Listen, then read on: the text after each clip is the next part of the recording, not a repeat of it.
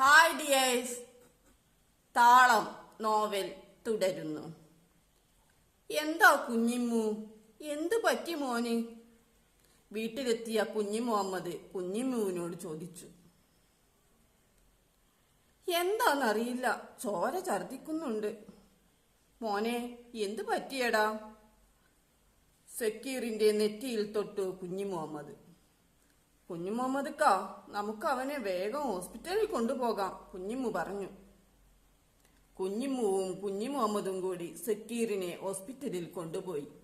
പരിശോധനകൾ നടത്തി. കുഴപ്പമില്ല. എന്റെ ഹോജരാജാവായ തമ്പുരാനെ, നീ കാത്തു, കുഞ്ഞിമ്മു പറഞ്ഞു. ആശുപത്രിയിൽ നിന്നും പോരും വഴി കുഞ്ഞി മുഹമ്മദിന്റെ ഫോൺ ശബ്ദിച്ചു. മറിയ ആണ്. കുഞ്ഞി മുഹമ്മദ് ഇടം കണ്ണിട്ട് കുഞ്ഞിമ്മുവിനെ നോക്കി.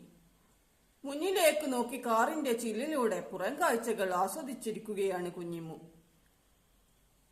കുഞ്ഞി മുഹമ്മദ് ഫോൺ എടുത്ത് ഞാൻ പിന്നെ വിളിക്കാം എന്ന് പറഞ്ഞ് കട്ടാക്കി. കാറിന്റെ വേഗത കൂടി. കുഞ്ഞിമ്മുവും കുഞ്ഞി മുഹമ്മദും സക്കീറും വീട്ടിലെത്തിയ പാടെ കുഞ്ഞി മുഹമ്മദ് ഫോൺ എടുത്ത് മുറ്റത്തേക്ക് ഇറങ്ങി. പൂത്തു നിൽക്കുന്ന ചെമ്പകച്ചോട്ടിൽ നിന്ന് മറിയയുടെ നമ്പർ ഡയൽ ചെയ്തു. തുടരും.